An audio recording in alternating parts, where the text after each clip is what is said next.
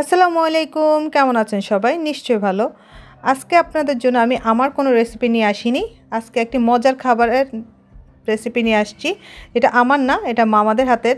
তো চলুন দেখি কি মজার খাবারটা। খাবারটার কথা মনে উঠলে সবারই জিভে পানি চলে আসবে। এটা হচ্ছে কদবেল। তো খাবারটা আসলে যে কোনো মেয়ে ছেলে সবাই খুব পছন্দ করে, খুবই টক এবং জিভে পানি আসার মতোই খাবার। চলুন দেখি মামা কিভাবে তৈরি করে। মামা প্রথমে ধনিয়া কুচি করে নিয়ে তার ভর্তা করার জন্য নিয়েছে এবং কয়েকটা কাঁচামরিচ উনি এটার মধ্যে দিয়ে দিচ্ছে। এবার উনি ধনিয়া পাতা এবং কাঁচামরিচটাকে ভালোভাবে থেতলে নিবে। চলুন উনি থেতলে নেওয়া পর্যন্ত আমরা অপেক্ষা করি। এখন উনি কাঁচামরিচ এবং ধনিয়া পাতাটা ভালোভাবে থেতলে নিচ্ছে। এই খাবারটা আসলে অনেকের খুবই পছন্দ, আর এই কদবেলটা উপকারের দিক দিয়ে অনেক গুণে পরিপূর্ণ।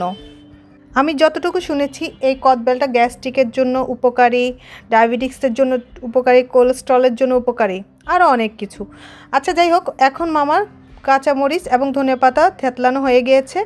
এখন উনি এটার মধ্যে দিয়ে দিবে দুইটি কদবেলকে ভেঙে ভেতরের শ্বাসটা এটার মধ্যে দিয়ে দিবে।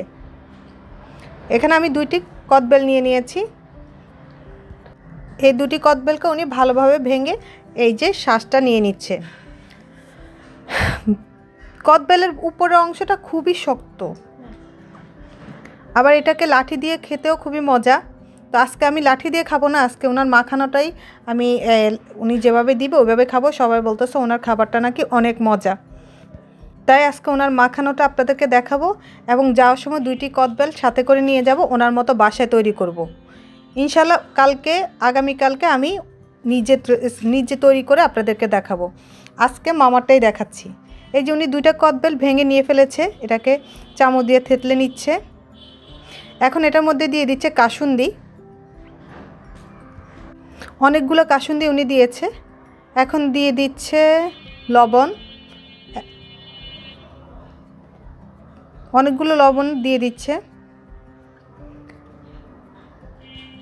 এবং দিয়ে দিচ্ছে এখন পরিমাণ মতো বিট লবণ এবং সাথে চাট মশলা ছিল। এবার এগুলোকে উনি ভালোভাবে মাখাবে। ওনার মাখানো দেখে আমার এখনই খেতে ইচ্ছে করছে, এত মজা করে মাখাচ্ছিল। উনি অনেক সময় ধরে মাখাচ্ছিল, সব মশলার সাথে মিক্স করতেছিল। এখন এখানে দিয়ে দিচ্ছে উনি শুকনো মরিচের গুঁড়া। মেবি ওই শুকনো মরিচটাকে উনি ভালো করে টেলে ওটাকে গুঁড়া করে নিয়েছে। এভাবে এটাকে ভালোভাবে মাখাচ্ছে। উনি এত সুন্দর করে মাখাচ্ছে এবং এত সময় নিয়ে মাখাচ্ছে, আমার তো মনে হচ্ছে ওনার আরও সময় লাগবে।